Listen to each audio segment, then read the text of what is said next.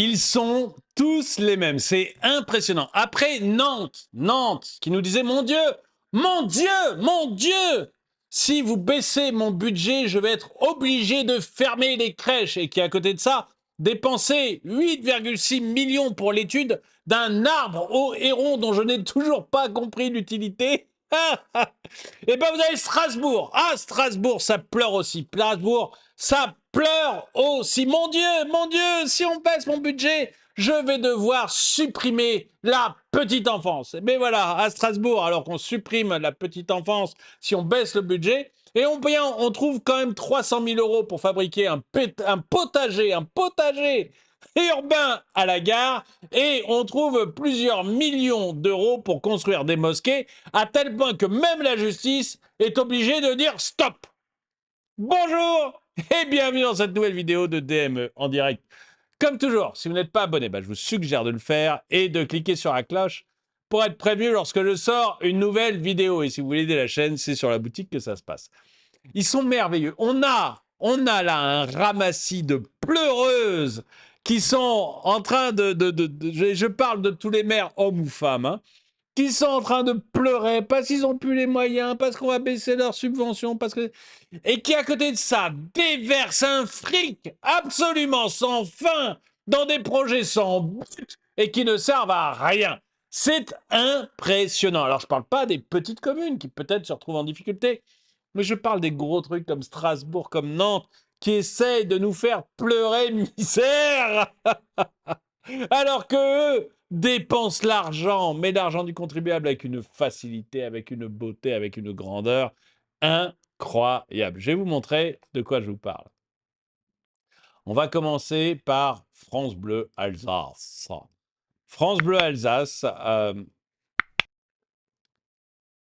Donc, on va baisser Nantes, je vous en avais parlé dans une autre vidéo. Là, c'est Strasbourg. Strasbourg, on va baisser leur budget de 9 millions d'euros. Et donc, c'est cataclysmique.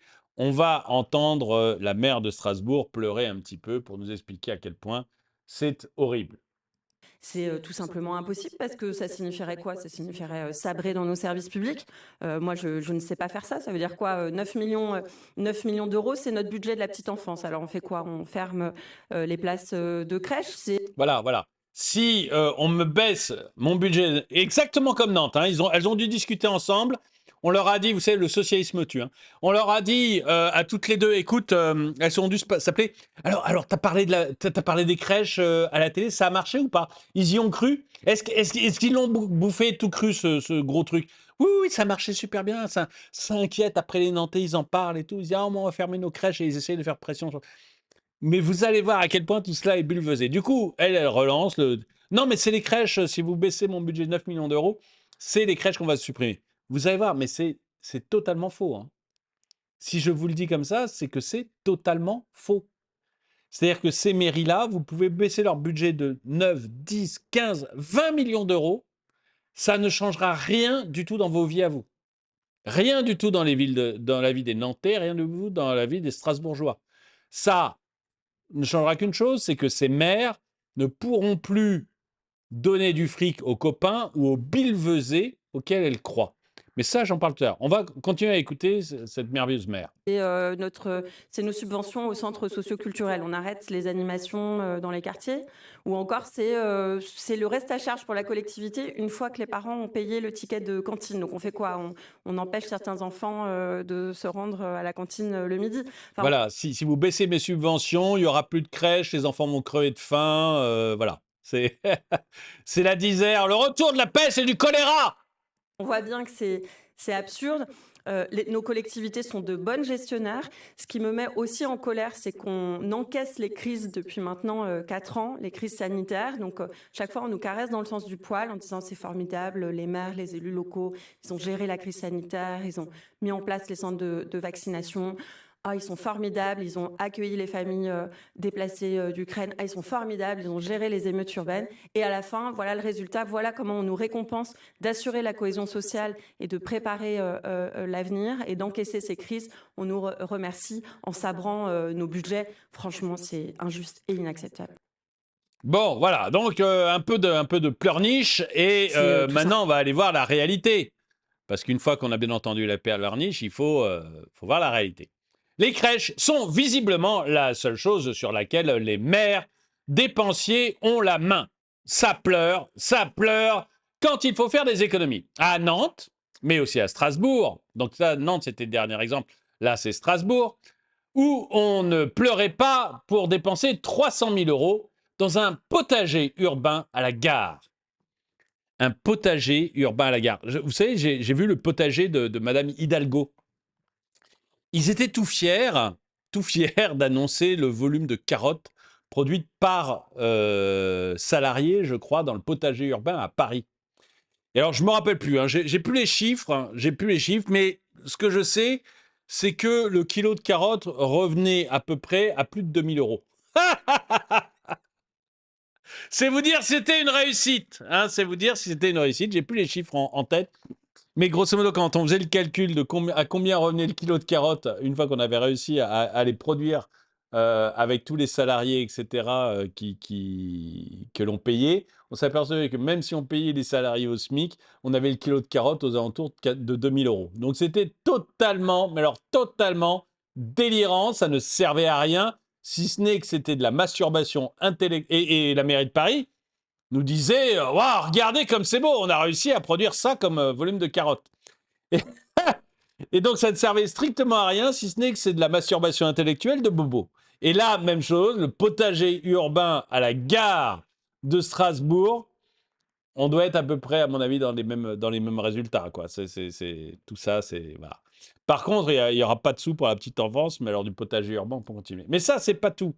Il n'y a pas que le potager urbain qui est en soi déjà une couillonnerie XXL. Qui, évidemment, est totalement inadapté pour être un potager. Le quartier est miné par le deal et la délinquance. Ben, on peut y faire pousser du shit.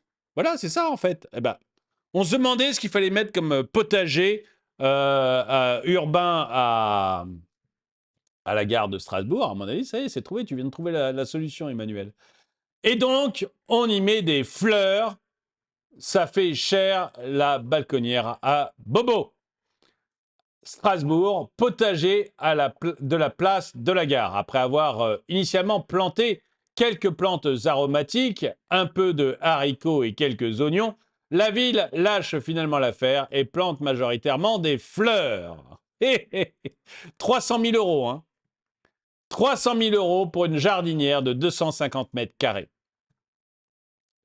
300 000 euros pour 250 mètres carrés. Vous croyez qu'on exagère quand on dit que Europe Écologie Les Verts aux manettes, c'est toujours inattendu, mais systématiquement débile.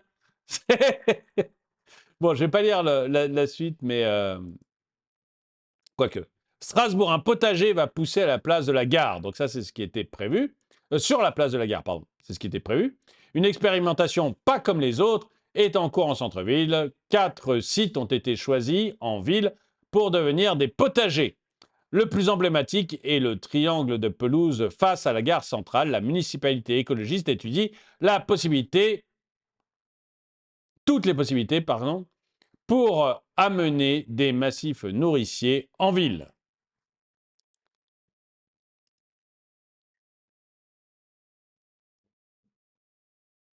Pour éviter les risques de vandalisme, des pancartes d'information seront installées pour expliquer la démarche. Ah bah, t'es sûr qu'effectivement, il n'y aura pas de vandalisme. Si tu expliques la démarche, c'est sûr que les zonards vont faire extrêmement attention.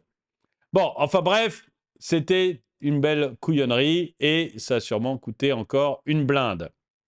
Mais il n'y a pas que ça. À Strasbourg, on pleure misère sur les berceaux, mais en 2021, verser 2,5 millions aux islamistes turcs de la secte Mili Gorus ne posait aucun souci. La justice a dû dire stop. Grande mosquée de Strasbourg, pardon. Pourquoi je dis Paris? Est-ce qu'on peut le voir? Oui. Grande mosquée de Strasbourg, la justice annule la subvention de la municipalité. Strasbourg dépense 56 millions en subventions en tout genre. On ne me fera pas croire qu'une économie de 16% sur ces chèques pour compenser le fameux 9 millions pour les bébés n'est pas possible. Stop. Vous vous rendez compte? On dépense 56 millions. Strasbourg paye pour SOS Méditerranée. Vous savez, l'association qui va chercher les migrants en Méditerranée pour les ramener en France. Bah, Strasbourg subventionne, Nantes aussi d'ailleurs, subventionne SOS Méditerranée. J'avais fait une vidéo là-dessus, je ne me rappelle plus le montant. Mais Strasbourg est quand même relativement loin de la Méditerranée, hein. Pour ceux qui sont mauvais en géographie ou qui n'habitent pas en France, Strasbourg est très très loin de la Méditerranée. Hein. Voilà. Donc, on pourrait peut-être économiser sur SOS Méditerranée et continuer à donner de l'argent pour les bébés dans les crèches. Il faut vraiment que la presse nationale se penche sur les projets coûteux et sans but, les installations inutiles et les subventions douteuses de toutes ces villes Europe Écologie Les Verts. Le socialisme tue. Parce que c'est pas la presse locale qui va le faire. Bah, la presse locale, on voit bien qu'elle ose rien dire, quoi. Bon, là c'est sur France 3 local, mais quand on regardait sur Nantes, c'était la télé nantaise. Bon, bah, il est complètement tenu par la ville de Nantes, je pense, parce que le journaliste n'osait surtout pas faire ce genre de remarques. Et si on commençait par faire des économies attendues à la création des intercos? Déjà, effectivement, il y a déjà une augmentation des coûts administratifs qui devient complètement fou. Évidemment, des économies sont réalisables par les collectivités locales. Coupe dans le millefeuille territorial, suppression de centaines de petites mairies, réduction du nombre d'agents, par exemple pour la voirie, construire moins d'espaces de jeux inutilisés, etc. Bon, il y a plein d'exemples, je ne vais pas tous vous les citer, ce n'est pas la peine de faire des vidéos trop longues, mais ce que je voulais vous montrer, c'était à quel point, en fait, tous ces gens, on peut penser que les têtes pensantes de la Mélenchonie ont distribué des fiches sémantiques. Le gouvernement, donc ça, c'est Eva Sass, je ne sais pas où elle est, Eva Sass, députée. Le gouvernement organise une saignée dans les budgets des collectivités locales. Plus de 8,7 milliards d'euros de coupes sont prévus. Faut-il fermer les crèches, les cantines? Nous proposons le rétablissement progressif de la CVAE pour rendre des marges de manœuvre. Donc voilà, Eva Sass, députée, même chose, c'est toujours les crèches. Toujours les crèches, toujours les cantines, comme on nous le dit à Strasbourg, comme on nous le dit à Nantes. On oublie juste de dire tout l'argent qui a été dépensé pour rien faire. Encore une superbe inauguration avec Audrey Poulevard de la ferme Midori, rue Antoine Bourdelle à Paris. Le site s'inscrit dans une volonté d'allier des méthodes traditionnelles et des nouvelles technologies grâce à la collaboration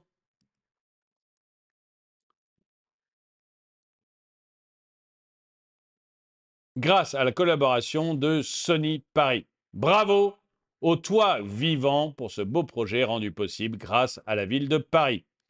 Une ferme et l'ensemble constitué par l'habitation. Ouais, enfin, là, non, c'est nul.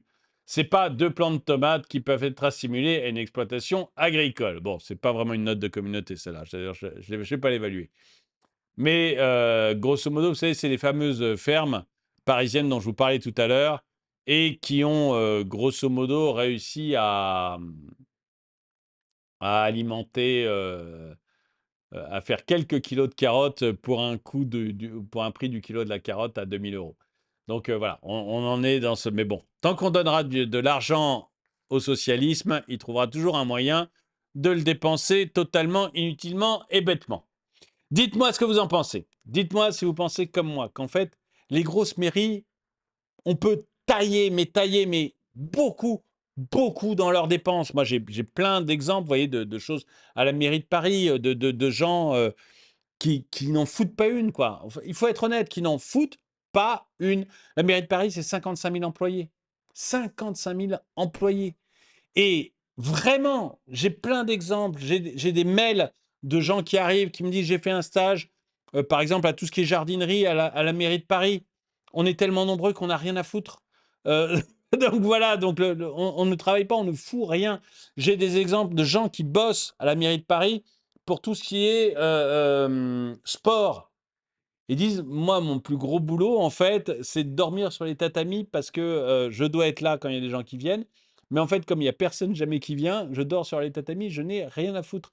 J'ai plein de témoignages comme ça et je pense que si on va à Nantes, je pense que si on va à Strasbourg, je pense que si on va à Grenoble, si on va dans toutes ces mairies-là, en fait, il y a un gaspillage de votre fric qui est absolument gigantesque. On peut vraiment tailler, mais tailler profond dans ces énormes villes qui dépensent notre fric de manière délirante. Je ne parle pas des intercommunalités où c'est encore pire, des départements où c'est encore pire, des régions où c'est encore pire. Il y a les petites villes, les petits villages où on fait attention, mais je pense qu'après, ça devient du gâchis de fric de manière XXL. Et je pense d'ailleurs qu'on va essayer de vous en repiquer encore. On est encore en train de parler actuellement de rajouter, alors pas la taxe d'habitation parce qu'on ne va pas pouvoir l'appeler comme ça parce que ça serait moche, mais on essaie de contourner le truc pour l'appeler autrement et trouver un nouveau moyen de vous piquer du fric. Bref, dites-moi ce que vous en pensez dans les commentaires. Si vous pensez que non, il ne faut pas toucher à l'argent des villes et que c'est les cantines de vos enfants qui risquent de ne plus être approvisionnées et vos bébés que vous ne pourrez plus laisser à la crèche. Ou est-ce que vous pensez comme moi qu'on peut tailler extrêmement lourd dans le lard de ces communautés et que vous ne verrez même pas la différence en tant qu'habitant de ces villes? Dites-moi ce que vous en pensez dans les commentaires. Quoi qu'il en soit, si vous voulez aider la chaîne, donc boutique de la chaîne, chaîne YouTube, onglet boutique ou le lien que j'ai mis dans la description, vous allez trouver des produits super, des produits vraiment de très grande qualité comme ce polo et ça contribue à la bonne santé de la chaîne, donc n'hésitez pas. Merci d'avoir regardé la vidéo. Mettez-lui un pouce vers le haut, commentez-la, partagez-la. Merci à tous ceux qui me soutiennent. Et moi, je vous dis à très bientôt.